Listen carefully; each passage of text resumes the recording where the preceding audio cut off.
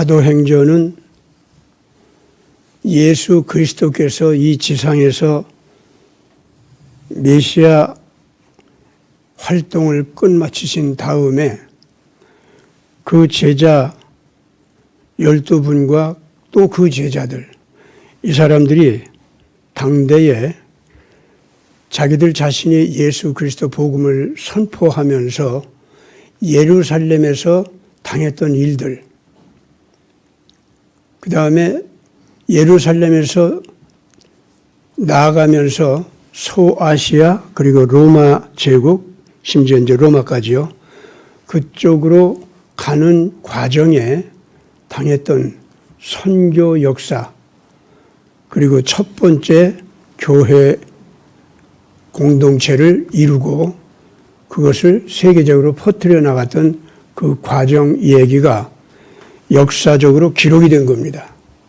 그것도 사도 바울이 누가라고 하는 누가복음을 쓴 사도 바울의 제자가 있죠. 그 사람이 의사였답니다. 근데 그분한테 누가복음을 기록하도록 한 것일 뿐만 아니라 예수님 하늘로 올라가신 다음에 그 제자들 역사, 그거를 그러니까 로마 제국으로 퍼져나가면서 교회를 처음 태동시키고 첫 세대 크리스찬들이 모일 수 있도록 한 그러한 선교 과정을 자료를 모아서 기록하라. 이렇게 바울 선생이 부탁을 하고 누가복음 저자인 누가가 그 책임을 담당해서 기록을 한 것이, 그것이 누가복음을 이어서 속편으로 나온 것이 사도행전이에요. 그렇기 때문에 이거는 완전히 그 르포 기자가 다큐멘터리 만들기 위해서 실증적인 역사가 있었던 곳, 연고자를 만나가면서 실제 있었던 역사를 새롭게 복원시키면서 그러면서 기록을 했다. 이렇게 보면 정확하게 여러분들이 알 수가 있는 겁니다. 그런데 그 바로 누가가요, 이 사도행전을 기록하는데 맨 앞장에 뭐가 지금 기록되어 있냐면은 부활하신 예수님이 사도들한테 나타났고, 나타난 그 상태에서 사도들이 보는 가운데 하늘로 들어 올림을 받아서 이 땅을 떠나는 모습을 기록하고 있습니다. 그러면서 이렇게 다시 살아나신 예수님을 본 크리스찬들 숫자가 그 당대에 약 550명 정도가 된다고 하는 것을 조사를 해서 확인을 해가지고 그렇게 나중에 사도 바울 선생의 편지에까지도 기록이 되는 겁니다. 그러니까 예수 그리스도께서 세상에 오셔서 구약에서 약속한 대로의 메시아 사역을 첫 번째 단계의 메시아 사역을 끝내고 그러고서 하늘나라로 가셨다가 다시 오신다고 하는 그 약속을 하는 모습이 있잖아요. 그것이 누가복음과 사도행전을 통해서 정확하게 기록이 된 거예요. 물론 이제 마태복음, 마가복음, 또 요한복음 이런 것들도 이게 어떻게 기록이 된 거냐면은 맨 먼저 마가라고 하는 그 제자들의 제자죠. 이 마가라고 하는 사람이 원래는 사도 바울 선생의 그 선교 사역을 하는 데를 따라다닌 아주 충성스러운 일꾼이었습니다. 근데 그 마가가 중간에서 이 사도 바울 선생을 따라가다가 너무 고통이 많고 괴로우니까 자기 자신이 감당할 수가 없었던 모양이에요. 그래서 따라가기를 주저하니까 하나님의 거룩한 복음 사역을 위해서 목숨을 걸고 일어선 용사가 오늘 이렇게 하면 어떡하느냐 하면서 막 나무랬어요. 너 같은 사람은 소용없다고 가라고 말이야. 이랬다가 근데 이제 그때 당시 바울 선생하고 같이 선교 사역을 한 분이 원래 요셉이라는 이름을 가지고 있었던 바나바였어요. 바나바라고 하는 말은 사람들을 위로한다, 격려한다 그런 뜻입니다. 그 바나바가 아니 마가가 따라오다가 따라올 수 없는 자기 마음 상태를 고백할 수도 있지. 그러다가 또 다시 용기를 내서 따라올 수도 있는 거고 그런 거지. 세상에 한 번 이렇게 이 사람이 용기를 못 내서 주저앉았다고 해서 그렇게 마구 그러면 어떡하냐. 그래가지고 이제 바나바하고 바울 선생하고 다툼이 벌어졌어요. 그러니까 그분들도 참 괴로울 거 아닙니까? 함께 성령 안에서 자라나서 예수님의 복음 사역을 위해서 목숨 걸고 일하는 사람들인데, 근데 이제 바울은 굉장히 논증적이고 변론적이고 그리고 어떤 뭘 따지기 잘하고 사람들의 가지고 있는 사고방식의 모순, 잘못 그걸 딱딱 지적해서 넘어뜨리고 그래가지고 그 사람들을 설득하는 이제 이런 식이었어요. 거기에 비해서 바나바는 그렇게 따지고 어쩌고 하질 않아요. 하질 않고 쉽게 말하면 보통 우리가 생각할 때 두리뭉실 넘어가는 것 같죠. 허허하고 웃어주고요. 당신 예수가 메시아가 아니라고 얘기하는 그 말의 이치가 뭐 좀 괜찮기도 하네. 뭐 이런 식으로 얘기하는 거예요. 그런데 나는 봤어. 그 예수님은 원수까지도 사랑하는 그 사랑이 더 위력이 있다는 걸 나는 예수님 뵈면서 그걸 깨달았어. 그 눈물이 그렁그렁 하는 거예요. 거기서 따지는 건 뭐냐면, 예수가 밤낮 그 사랑만 얘기하고, 밤낮 희생만 얘기하고, 그랬다가 그 원수들, 자기 적들 하나도 처치하지도 못하고, 십자가에 못 박히긴 하고, 그래가지고 무슨 세상을 갖다가 건져내는 메시아 역할을 하느냐고, 이제 이러고 달라든다고, 이제. 달라들면은 거기서, 영웅이 뭐 다윗처럼 또 그런 면도 있어야지. 예. 당신 말 틀렸다는 거 아니야. 그런데 예수님께서는 그거, 보다도 더 기가 막힌 힘을 우리한테 증거하셨거든. 바나바는 그런 식이에요. 그게 뭐냐고 물어보면 나를 이렇게 감동시킨 거. 나 이거 돈밖에 모르는 사람이고 유대 율법밖에 모르는 사람이고 뭐 따지기 잘하는 건 당신 이상으로 나도 따지기 좋아하고 그러는데 그 사람이 정직하지 못하면 벽이 싫고 말이야. 그랬는데 그 예수는 그런 못난 사람, 병든 사람 그리고 잘못이 많은 사람들을 나무라기 전에 먼저 불쌍히 여겨주고 그런 사람들이 내가 목마릅니다. 나 배고픕니다. 나 무시당하고 있습니다. 나 눌려 있습니다. 나 좀 불쌍히 여겨주세요 하면은 예수는 무조건 끌어안아줬다. 그렇게 하니까 그 사람들이 회개를 하더라. 따지고 그러면은 무서워하면서 더 도망만 가고 회개하기는 그냥 도망간 다음에 더 나쁜 짓 더 하고 사람이 그렇게 되는데 예수는 그 불쌍한 사람들이 눈물 흘리면서 나 좀 도와주세요 할 때 버리지 않고 아니 예수한테 쫓아와서 나 좀 구해주세요 하는 말 안 해도 예수를 쫓아가서라도 그 사람을 건져주고 심지어서 죽어서 자빠져 있는 사람까지도 쫓아가서 그 사람을 살려주면서 그렇게 하더라. 이렇게 죄인의 마음을 굳어있는 마음을 사랑으로 변화시켜가지고 새로 용기를 가지고 의롭게 살고자 하는 마음을 갖게 하는 그게 진짜 메시아 모습 아니냐? 그게 진짜 승리한 거 아니냐? 그러면서 바나바는 허허하고 웃어요. 그러니까 당신 주장하는 것도 뭐 얘기가 되는데 너무 그러지 마. 어떤 것이 더 포용력이 있고 어떤 것이 더 사람을 변화시키는 위력이 있는지는 한번 대봐야 될 거 아니야.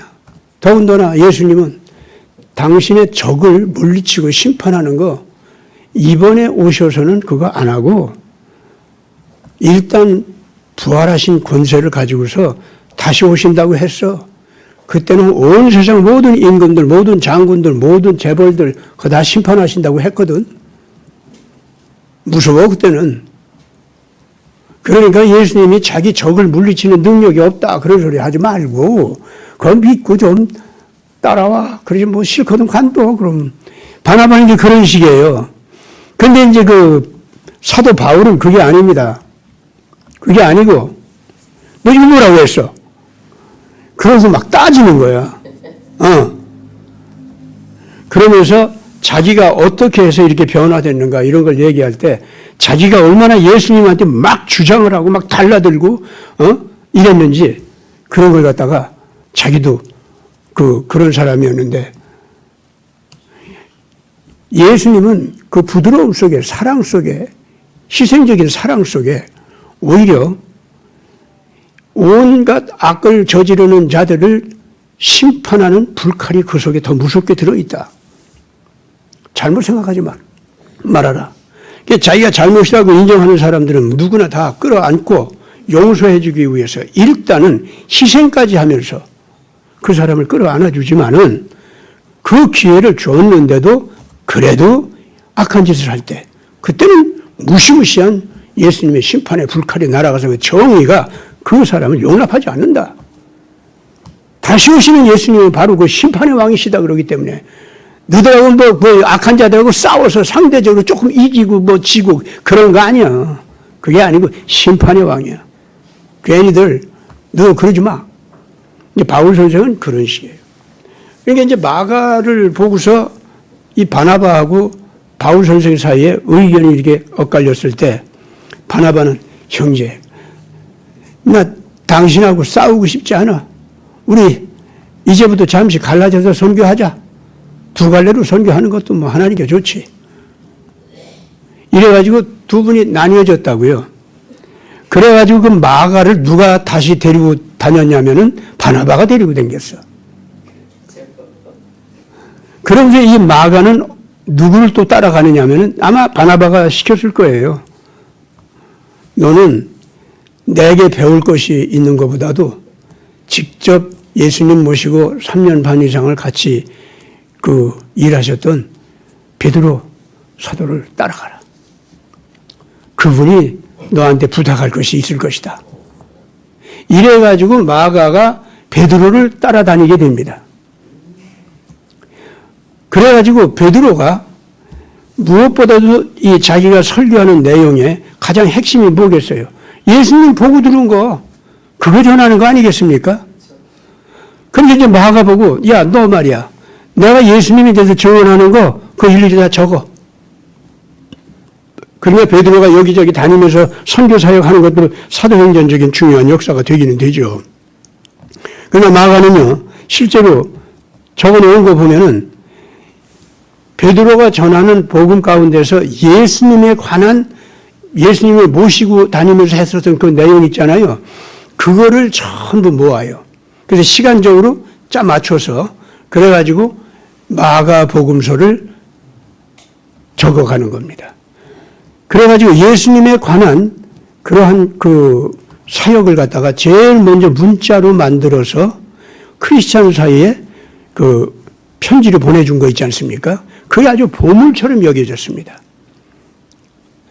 이 마가복음서가 대체적으로 학자들은 제일 먼저 나왔다 그렇게 봅니다. 왜 그러냐면은 마가복음서는요, 마가복음에서 나온 얘기가 마태복음에 그대로 나와요. 그 다음에 누가복음 있죠? 거기에도 그대로 나와요. 다만 누가복음은 누가가 편집할 때 마가가 준 자료 있지 않습니까? 그거를 갖다가 그 사도 바울 선생이 의도한 그 편집 있지 않습니까? 거기에 따라서 사건 배열 순서가 조금 달라져요. 마태나 그 마가와는 조금 달라져. 그거 배열은 조금 달라져도 그렇게 들어갑니다. 그 기본이 돼요. 그걸 공관복음서라고 하죠. 마가복음이 기초가 돼서 마태복음도 나오고 누가복음도 나왔다. 그래서 모두가 함께 공통되게 보는 예수님의 그 모습. 그래서 그걸 공관 이렇게 보죠. 그 공관복음서라는 게 그거예요. 그래서 이제 그 세 권은 마가복음을 토대로 해서 마태복음, 누가복음이 나왔다 이렇게 된 겁니다. 그 다음에 이제 그 마태복음은요. 오늘 이게 애국자들 시간인데 제가 이제 이런 얘기를 이 기독교사, 선교사 얘기를 하는 것은 기독교사라고 하는 것이 절대 일종의 종교사가 아니라는 걸 내가 얘기하는 거예요, 지금. 모든 사람들이, 오늘날 기자들이 르포 기자들이 사건을 탐색해가지고 막 쫓아가서 자료 수집하고 그걸 갖다가 사건을 갖다가 다시 재형성해서 그 사람들한테 전해주는 거. 그 다큐 기자들 있잖아요. 예. 사실상 일단 성경 기록자들을 그렇게 봐야 돼요. 어느 누구도 신화적인 자기가 속으로 상상한 그런 종교 이념이나 종교적인 교조에 대한 자기 상상 내용 있잖아요. 소설같이 만들어낸 상상 내용. 그런 거 쓴 사람이 하나도 없어요. 이 사람들은 이런 사건 자료를 모집하고 그걸 기록하고 전하는 데 있어서 자기 목숨을 걸고 한 사람들이, 이 사람들이 그 사실을 알고서 앞으로 이 복음서를 읽어달라는 거예요. 그렇다면은 이 복음서 읽을 때 애국자 여러분들께서도 그렇다면은 오늘의 이 거짓말 잘하는 지들 멋대로 시사 해설을 하고 자기들 그 뒤에서 시키는 돈 주고 권력 주고 그러면서 뒤에서 시키는 자들 뜻대로 사건을 조작하거나 또는 왜곡시키거나 막 거짓말로 덧붙이거나 또는 빼거나 뭐 이런 거 있잖아요. 이런 짓 하는 언론사들과는 전혀 다르게 정직한 이 국민들의 편이 돼가지고 국민들의 알 권리를 충족시키면서 국민들이 올바르게 자기 의견을 형성해서 부르짖을 수 있도록 그걸 앞에서 선도하는 일꾼들, 그것이 정직하고 올바른 언론사들 아닙니까? 사실은요, 그것에 가장 앞장선 올바른 모범적인 사례를 남긴 역사적인 그 우리 선진들, 그분들이 누구냐면은 성경 기록자들이에요. 특히 신약의 기록자들이 바로 그런 사람들이었어요. 오늘 제가 이 공관복음서 그리고 요한복음서 이제 이런 얘기들을 지금 하는 이유가 그거예요. 세리 마태는 어떤 사람인 줄 압니까? 세리 마태는요, 얼마든지 그 시절에 양심을 팔아먹은 로마 제국의 주구가 돼서 자기 조국 이스라엘 민족을 배반한 것들이 세리다. 그래가지고 유대 민족들 가운데서는 세리를 독벌레처럼 여겼어요. 민족 배신자라고 여겼습니다. 일제시대 일제 부역한 사람들 있죠? 또 공산주의 쳐들어왔을 때 빨갱이한테 이제 부역한 사람들 있죠? 그렇게 취급을 했어요. 세리들을 그렇게 취급했습니다. 그러니까 세리 삭개오가 얼마나 미움받았을지 알 수가 있죠. 그러니까 여기 지금 마태도 그런 세리였어요. 그런데 그 세리가 예수님을 믿는 사람이 되는 정도가 아니고 예수님의 복음을 목숨을 걸고 전하겠다고 하는 사람으로 변합니다. 그럼 이 사람들은요, 예수라고 하는 사람이 와서 종교적인 천재가 와가지고 기적까지 베풀면서 기가 막힌 일을 하는 걸 보고서 그걸 보고서 그 종교를 새로 만들자고 하는, 그래서 예수 신비주의 있잖아요. 그거를 만들기 위해서 세리 마태가 세리로서의 그 사기꾼 기질 있지? 배신하는 기질? 그런 걸 살려가지고 마태복음을 쓴 것 같아요? 아니에요. 그 사람이 예수님의 제자가 되기까지에는 그만한 과정이 있었던 겁니다. 여기 보면은요, 마태가 혼자 예수님한테 제자 노릇하게 하러 온 게 아니에요. 형제가 왔어요. 이 동생은 야고보라고도 하죠. 또 이 마태는 유대식 이름으로는 레위라고 합니다. 근데 이 형제가 예수님 제자로 왔거든? 그러면 마태는 어떤 입장이었겠어요? 그 집에서. 레위라고 하는 이름을 받은 건요, 그 집안도 제사장 집안하고 관계가 있다는 거예요. 레위라는 이름 그거 안 써요. 유대인들이 레위 지파가 아니면 그거 안 써요. 그 이름을. 근데 레위라는 이름을 이 사람이 받은 것은요, 상당히 제사장 가문과 관련이 있다는 얘기입니다. 그런데 그런 그 레위, 즉 마태인데, 이 사람이 세리가 됐어요. 뭘 얘기합니까? 제사장 집안이었는데도 불구하고 사는 것이 너무나도 어렵다 보니까 어쩔 수 없이 로마 부역하는, 로마 제국에 부역하는 그런 식으로 살지 않으면 안 되는 그런 모습이 됐다 그 말입니다. 그러면 레위는요, 자기가 로마 관리, 세리가 됐을 때는요, 참 처참하게 자기 신앙심과 도덕적인 양심 있잖아요. 그거를 갖다가 속에서는 불일듯이 일어나지만 그거를 갖다 눌러서 내가 로마 제국과 타협하지 않으면 우리 집 식구, 첫째는 굶어 죽어. 둘째는 잡혀가 죽어. 이걸 막으려고 하면은 내가 희생이 돼야 돼. 그래가지고 또 유대 사람들의 그 종교적 열정과 율법적인 열정이 있잖아요. 그것이 레위 집안에 태어난 이 사람이 굉장히 반항심도 가질 수가 있어요. 어린 시절에는. 이렇게 살아봤자 무슨 소용이 있어. 우리 고생만 하고 희생만 당하고 아무것도 이루는 건 없고 정말 살아남아봤자 거짓거리 되거나 남의 노예가 돼야 돼. 끊임없이 꼬리표는 달아붙어 있어. 유대인이다, 레위지파다. 이래가지고 꼬리표는 또 달아있어. 그래가지고 계속 괴롭히는 거예요. 어디를 가도 유대의 열심이면 열심인대로 저거 유대 재수없는 게 와서 이제 이렇게 그 발로 채이고 그걸 이제 벗어 던져버리고 그 세속과 타협해서 살려고 하면 그대로 또 저거 봐. 지 종교적인 열정도 버리고 도덕적인 양심도 버리고 사는 저 더러운 놈. 이렇게 되는 거예요. 아주 저거 형편없는 거예요, 저거. 이래저래 구박을 받는 거.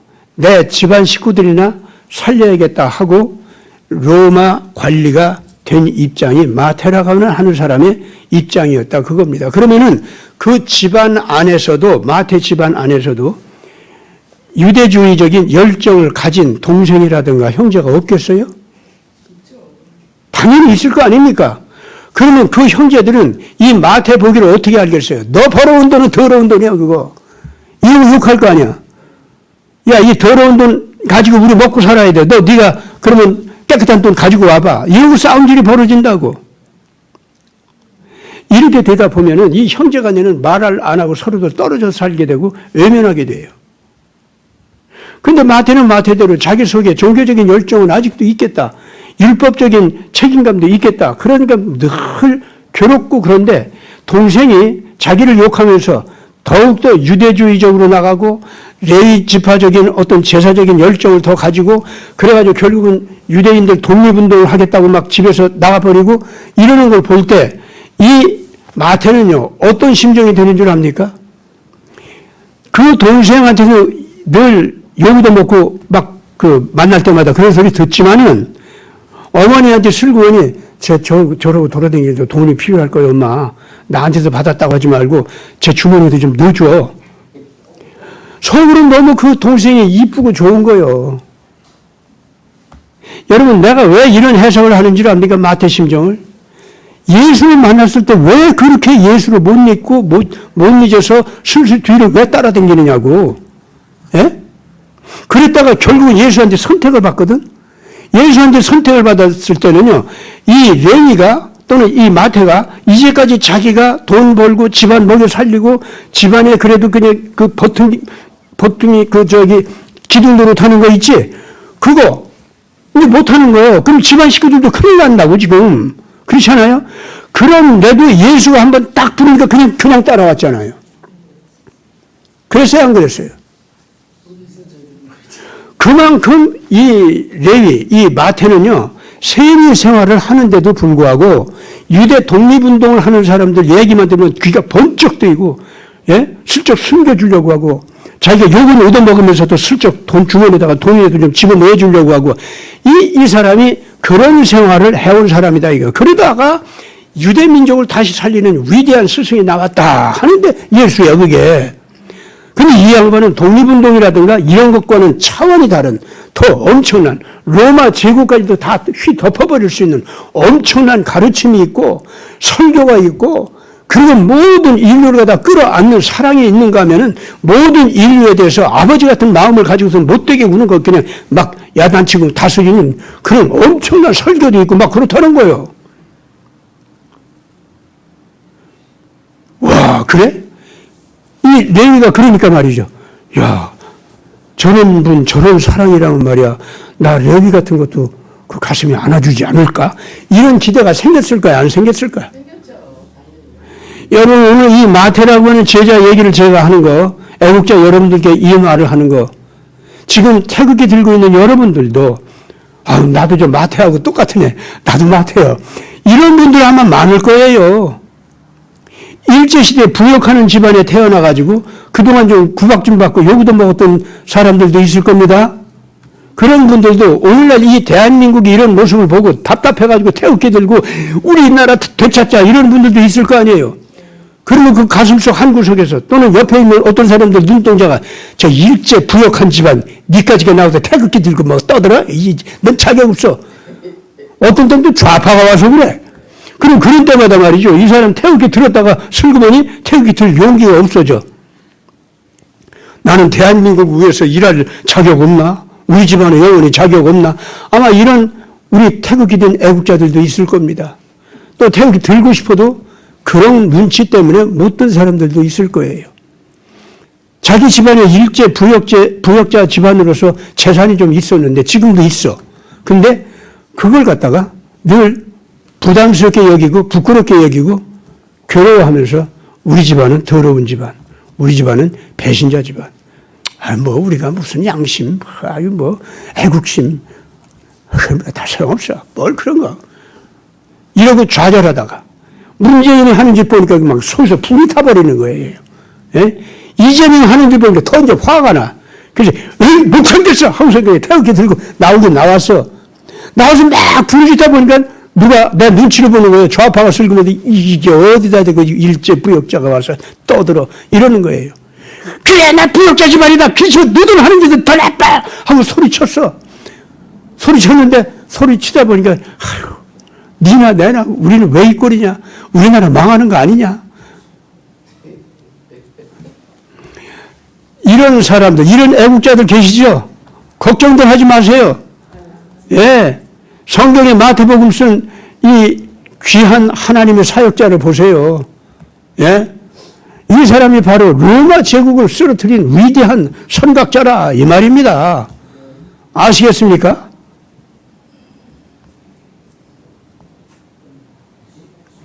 교회는요, 오늘날 기독교 잘못 보지 마세요. 종교 집단 아닙니다. 예수님 종교 만들러 오신 분 아니에요. 기독교라는 종교 조직하기 위해서 온 게 아니다 그 말입니다. 꼭 아세요. 예수님의 모든 교훈의 말씀, 하나님에 관한 말씀, 그래서 이 지상에서 하나님의 통치를 갖다 발휘하는 원리를 가르치는 말씀, 사람들 하나하나 영혼을 갖다 정결하게 해주시는 말씀, 사람과 관계 속에서 윤리적인 책임감을 지닌 생활을 하는 말씀들 전부 하나하나가 절대로 어떤 종교 집단 만들기 위해서가 아닙니다.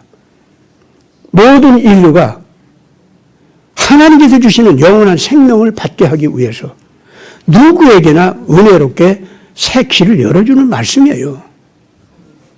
한 개인도 정결하게 되고 한 집단도 정결하게 되는, 그래서 그 영생하게 하는 은혜를 받게 하기 위해서 예수님께서는 가르치신 겁니다. 그러니까 이 마태라고 하는 사람은 예수님의 바로 그 점을 발견한 거예요. 그래서 예수님이 가버나움에 오셨다고 하면은 괜히 그 뒤에 사람들이 몰려가니까 그 뒤에 기웃기웃거리고 따라가는 거예요. 그런데 보니까 거기 누가, 자기 눈에 띄는 사람이 끼어있어. 그러니까 자기 동생 야고보야. 그래서 야고보 하고 부르자고, 야, 야고보! 하고 부르다가 언뜻 저기서 이제 소리 듣고서 뒤를 휙 돌아봐요. 그래서 아니지 하고 숨어요. 저놈이 또 내가 따라온 거 보면 또 욕하고 막 그럴 거 아니야? 그래가지고, 그러고 이제 보나마나 야고보는, 뭐야, 너? 형이라고 너 안 해, 이제. 에? 너 뭐야? 간첩질하러 왔어? 이럴 거 아니야. 왜냐하면 예수 따라다니는 사람들 가운데서는 유대 성전에서 파견된 성전 군사도 있고, 헤롯 땅에 보낸 사람도 있고, 바리새인들 종자도 있고, 그렇지 않습니까? 그건 다 예수 흠을 찾기 위해서 온 사람들이거든. 그러면 이제 이 마태는 누구냐? 빌라도가 보낸 첩자다. 이렇게 여길 수도 있는 거예요.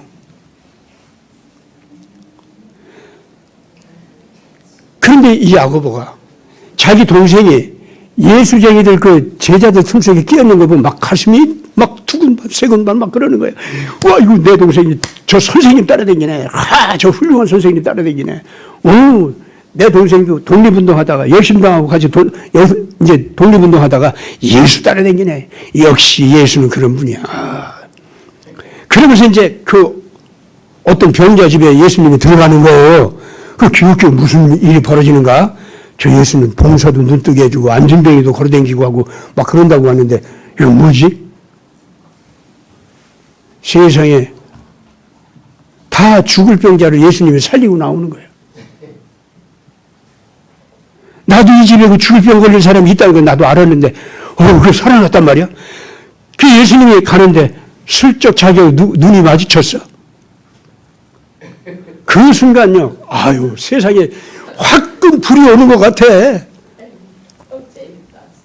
예수님이 슬쩍 바라보는데 자기를 바라보고요 웃어요. 분명히 자기를 보고 웃었어. 자기는 그 예수님과 눈동자가 마주치는 순간 너무 고맙고 반갑고 무섭고 부끄럽고 이게 한꺼번에 막 오는 거야. 그래서 자기도 모르게 예수님 눈동자가 딱 마주쳤다가 순간 또 다른 사람 뒤로 이렇게 숨어요. 그랬더니 막 사람들이 많아가지고 막 밀리는 것 같아. 그래서 자기도 밀리는데 밀리는 김에 누가 자기 옆에 와서 가슴에 탁 체온이 닿는 것 같이 가까이 왔어. 누군가 봤더니 예수가 있죠. 그 사람을 웃는 거야. 그 순간 레위가 얼마나 놀랐겠어요.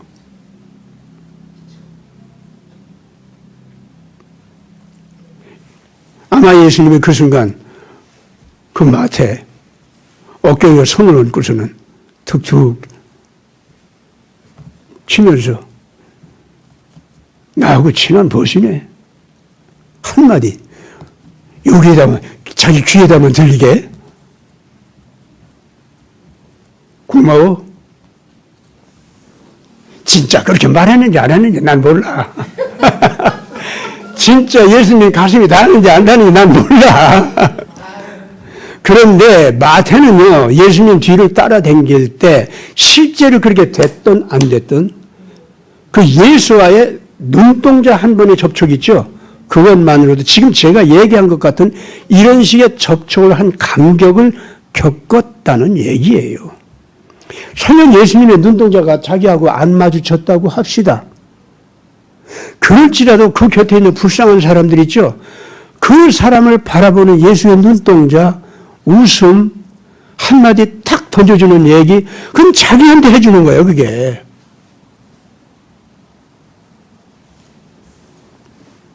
어때요? 절실하죠, 여러분들?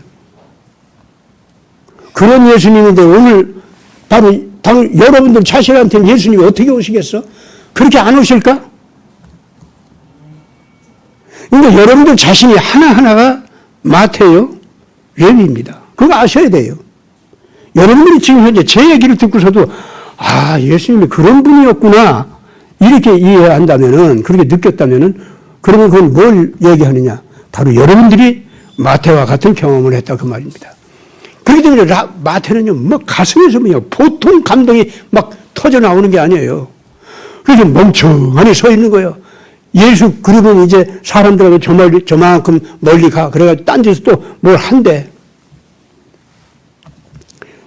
마태는요, 멍청하니 서 있다가 자기 가슴에 뭔가 멍멍하니 새로 밀려오는 게 있어요. 한편으로 가슴이 텅 비는 것 같고, 다른 한편으로는 새로운 감동이 밀려오는 것 같고,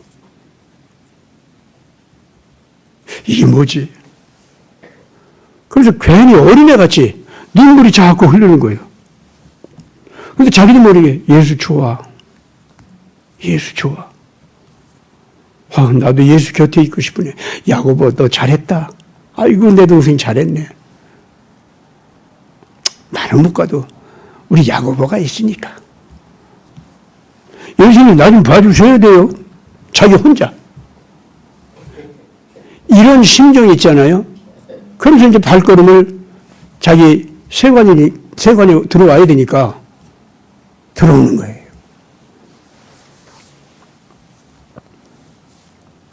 그 세관에 있는 어느 날 사람들이 나란히 쭉 있는데 보니까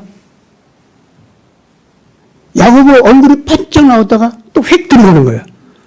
왜냐면 왜 줄 서냐면 지금 자기한테 와서 이 성문에 들어가기 위해서는 먼저 자기한테 이 세금을 내야 돼. 누구나 다. 보니까 야고보! 하면서 이제 자기도 모르게 소리쳐 불렀어. 근데 벌써 숨었어. 야고보는, 오늘 또 하필 저기 앉아가지고 그냥 우리 선생님하고 마주 서겠네. 이제 거기 예수님도 들어가야 되니까 마주대해야 돼, 이제. 그래가지고 사람한테 저 뒤에 서 있는 예수 선생님한테 가서 선생님, 오늘 여기로 들어가지 말고 딴 데로 가든지 조금 있다가 가든지 그러시죠. 왜 그래? 오늘 아주 못된 게 저기 있어가지고요. 무슨 야류라도 날 것 같아요. 딴 데로 가시죠. 이 야고보는 지 형이시여가지고 또 그러고 예수님의 환한 그 눈 속에 마태가 이중적으로 살아가는 거 있죠.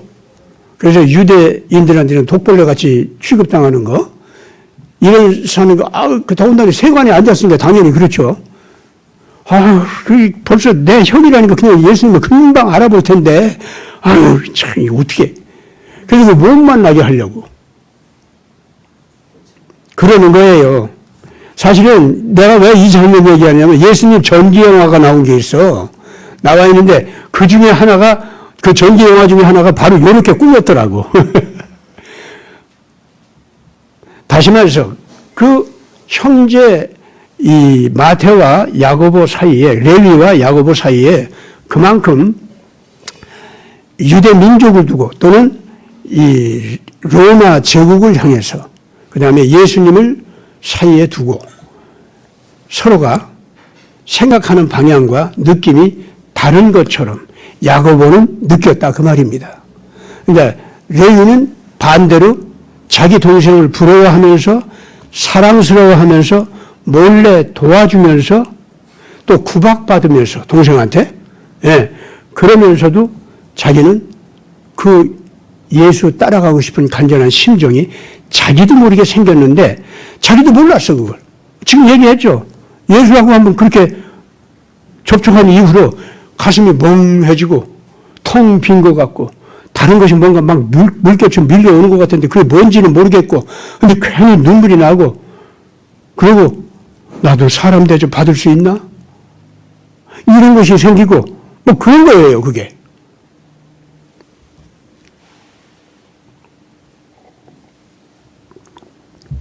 나는 애국자들한테도 예수님 제자 사도들 한 사람 한 사람의 이런 내면 역사 있죠.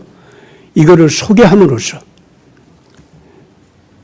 예수님의 제자들 한 사람 한 사람 예수님 따라가는 그 심정은 오늘 태극기를 들고 울고불고 하는 우리와 다를 바가 없다는 거예요. 같다는 겁니다. 우리는 이렇게 예수님한테 다가가야 됩니다. 그래야 내 가족도 그리고 내 민족도 내 국가도 새롭게 세울 수가 있는 겁니다.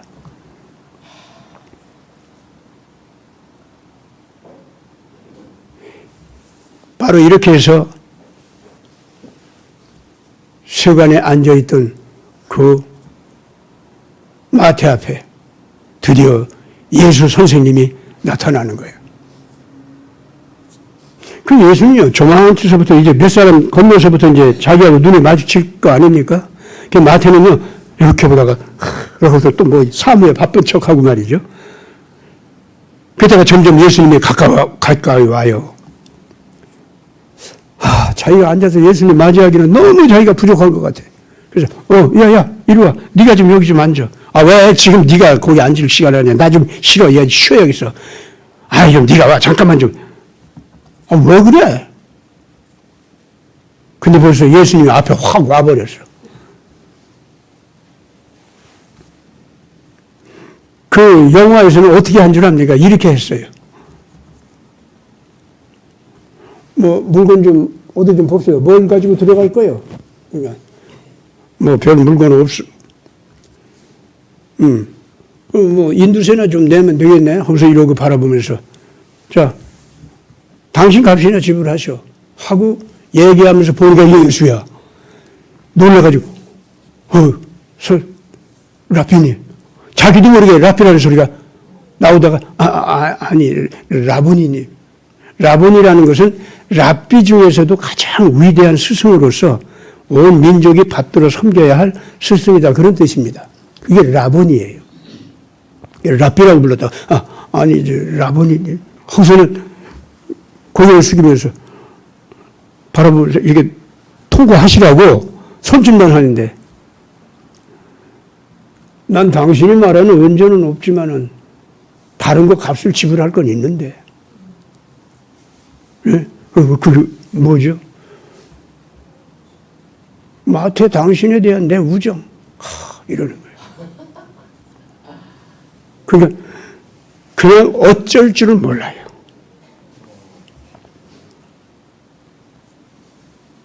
그러더니 마태한테 귀에 가까이 대고 이제부터는 나 따라와. 그냥 여기 있지 마. 나 따라와. 그렇게 얘기하시는 거예요.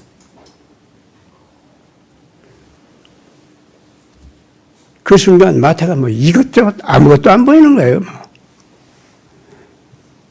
내가 이제 밥벌이 하는 거 이거 놓고 가면 내 식구들이 먹고 살기 힘들다 하는 거 있죠? 그 걱정도 화다닥 어디로 간 것도 없어. 하늘이 부르는 느낌이야. 하나님이 와서 부르는 느낌이야. 그냥 그 감격, 그 기쁨, 그 해방감, 그 자유함. 자기가 사회적인 환경도 경제적인 환경도 정치적 환경도 아무것도 바뀐 건 없어. 자기는 오로지 예수와 만난 감격뿐이야. 그런데 그 모든 구속, 그 모든 그 틀어쥐고 있는 쇠사슬들 이것이 하나도 문제가 안 되는 거야. 그냥 예수와의 만남의 그 감격 때문에. 그래서 이 마태는요, 그 순간 모든 걸 다 털어놓고 그냥 예수님을 따라가는 거예요. 그게 마태예요. 그 마태복음 쓴 사람이 그런 사람이에요. 그런 사람이 마태복음을 그 자료를 수집하고 쓸 때 말이죠. 거짓말 하겠어요? 여러분들 분명히 알아야 됩니다. 예수 그리스도하고 사도들의 관계는요, 그 하나하나를 우리가 파고 들어가면 엄청나요. 예. 오늘도 예수님은 우리 만나고자 할 때 바로 그런 감동을 주시면서 오시는 분입니다. 어떤 설교자가 됐든 어떤 성경을 소개하는 사람이 됐든 간에 이런 예수를 전해야 돼요. 이런 예수를 전해야 되는 겁니다.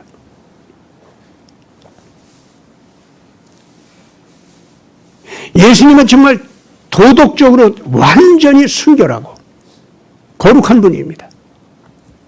그리고 사랑의 희생적인 실천자로서 내 부모님이 나를 위해서 희생하는 거 아무것도 아니에요. 그거는 정말 완전히 자기를 다 내주면서 나를 갖다 내 사랑하는 자요, 내 생명을 주면서라도 너를 내가 산다 이러면서 나한테 다가오는 분이에요. 네가 바로 나야. 그냥 그러니까 너도 나를 그냥 너로 알아. 그냥 이러고 오시는 분이 그 예수님이에요. 부모님은 그렇게 할 마음은 있어도 그렇게 못하지. 능력이 없어서. 그렇죠?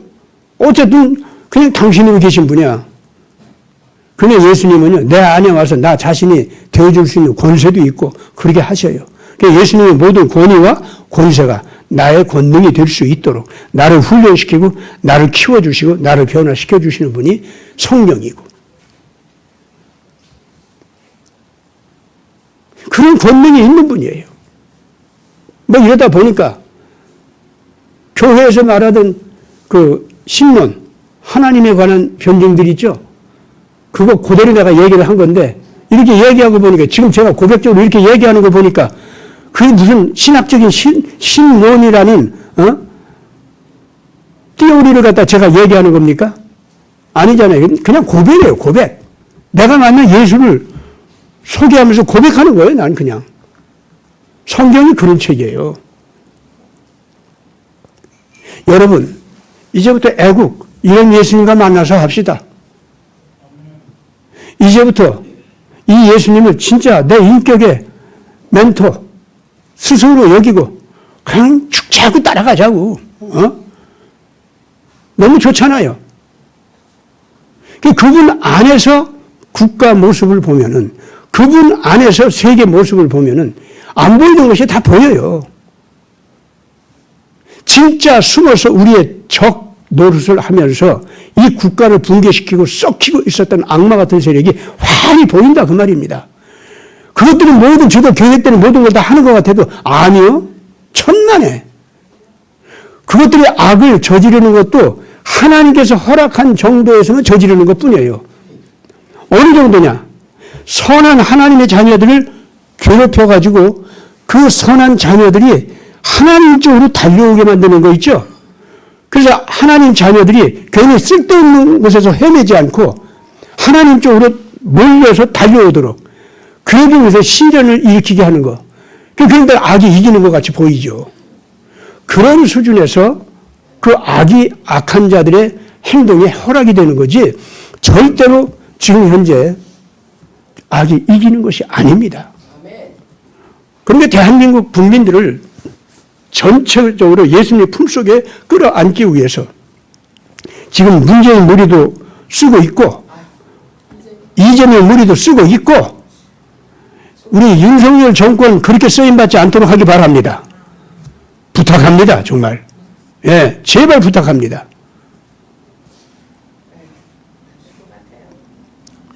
그리고 김정은이 지금까지도 뭘 어쩌고저쩌고 하고 시진핑이 뭐 어쩌고저쩌고 무슨 대단한 말썽 일으킬 것 같이 보여도요.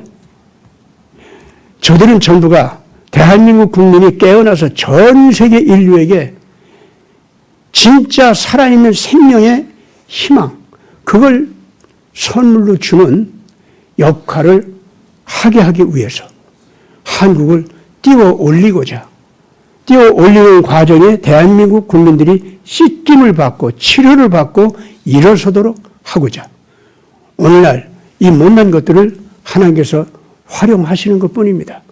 거기에 활용당하는 이재명도 불쌍한 거고 문재인도 불쌍한 거고 홍석현이도 불쌍한 거고 이제부터 그런 사람들요 한 인간으로서는 우리가 넉넉히 불쌍히 여깁시다.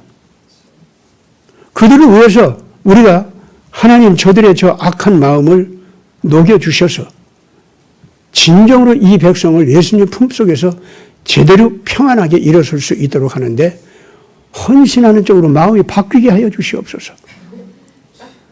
여러분들이 이 기도를 하잖아요. 이 기도를 하면은 어떻게 되는지 알아요? 첫째, 가령 문재인을 얘기해 봅시다.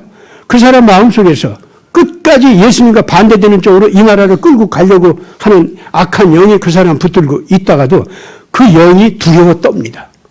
아시겠어요? 두려워 떨면서 문재인 그 사람을 갖다가 더욱더 격동질해서 악한 쪽으로다가 더 사람들을 괴롭히고 무서워하게 만들고 속이고 하는 쪽으로 달려가게 하거나 아니면은 문재인 그 사람 내면에 눌려있던 그 사람 진짜 영혼이 몸부림치면서 나 살고 싶어, 나 네가 싫어, 공산주의 영도 싫고 북한 영도 싫고 시진핑 영도 싫고 나 싫어하고 만약에 문재인 영혼이 그렇게 부르짖기 시작한다고 합시다. 그러면은요 문재인이 악을 저지르던 거 있죠. 그것이 줄어들고 혼돈이 일어나고 힘을 잃어버려요. 그런데 그 내면에서 갈라져요. 선과 악이 갈라져요. 그러면서 악한 영이 갈라지기 시작합니다. 여러분들이 문재인을 위해서 기도하기 시작하면 그렇게 된다니까. 그래서 회개할 만한 문재인이라면 회개하는 쪽으로 이제 오게 되고 회개하지 못할 정도로 악독해져서 악이 좋아서 그쪽으로 달려가면 진짜 문재인은 악한 짓을 저지르다가 이제 심판을 받아요. 그게 하나님의 놀라운 역사를 이끌어 가시는 원리입니다.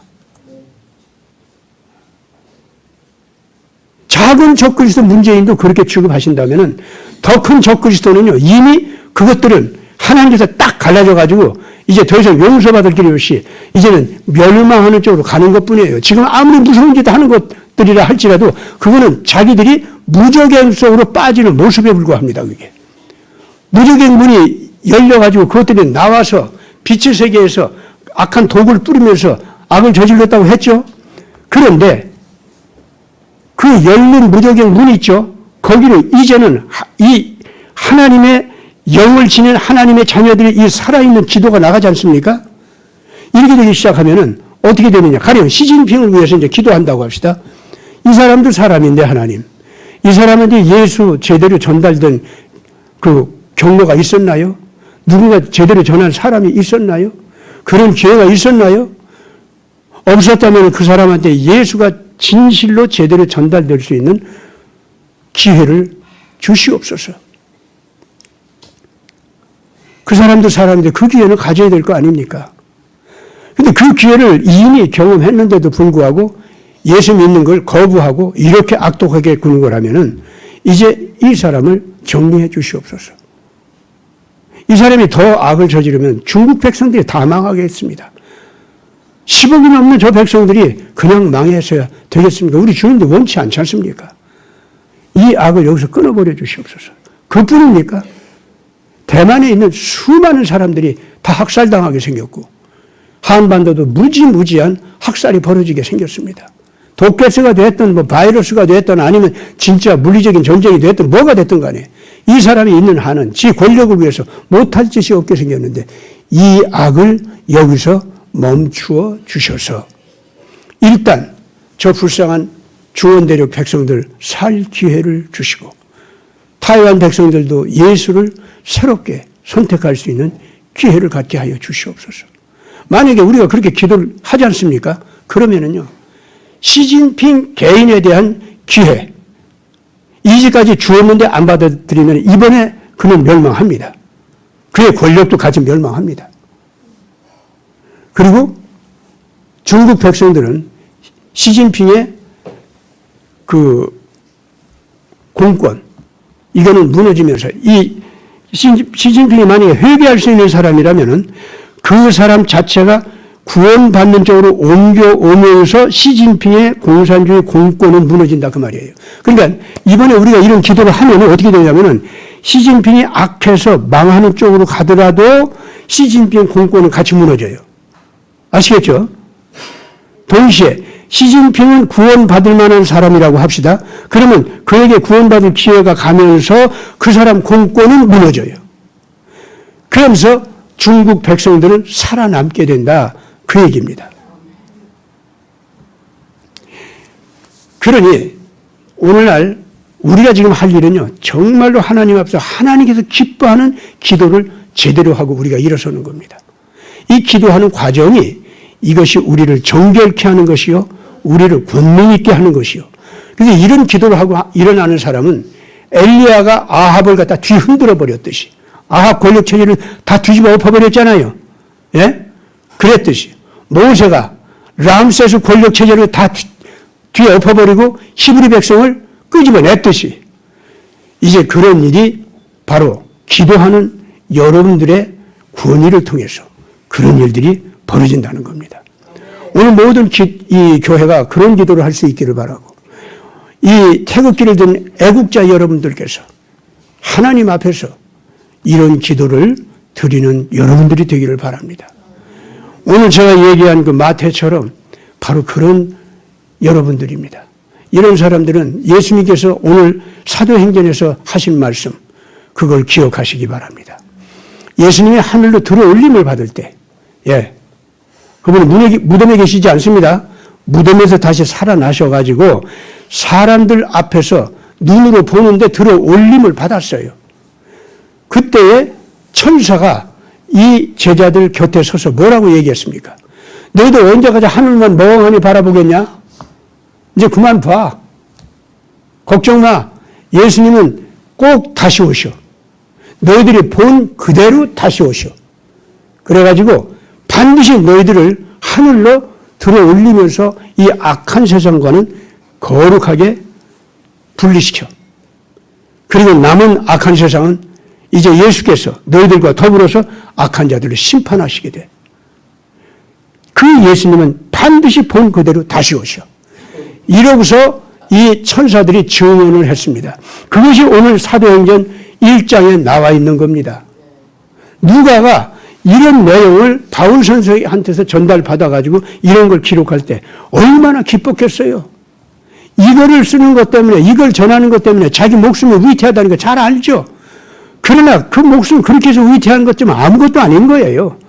누가한테는. 예. 나나 여러분들이나 바로 이런 신앙을 갖게 되기를 바라고 이런 윤리적 책임감을 갖기를 바랍니다. 그리고 바로 이것은 어떤 종교적인 교조적 교리가 아닙니다. 모든 인류가 받들어 섬겨야 되고 따라야 할 보편타당한 인류 전체가 따라야 할 삶의 원리입니다.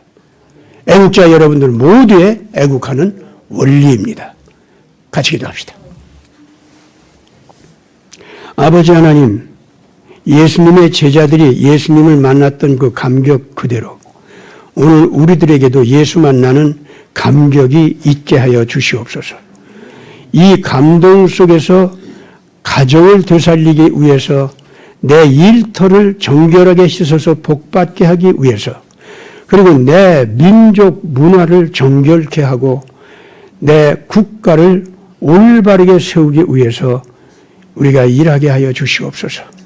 이렇게 될 때에 로마의 세리에 불과했었던 마태가 로마 제국을 정결케 하고 다시 살리게 하는 엄청난 역사를 이루었던 것처럼 오늘 우리들도 이 나라 안에서 그런 일을 할 수 있게 될 줄 믿습니다. 특히 이 마지막 세대 하나님의 자녀들은 내 나라 남의 나라 가리지 않고 모두를 살릴 수 있는 권세를 갖게 된다 하셨으니 우리가 이 일에 책임지고 바르게 일어서게 하여 주시옵소서. 우리 구주 예수 그리스도 이름으로 간절히 기도드리옵나이다. 아멘.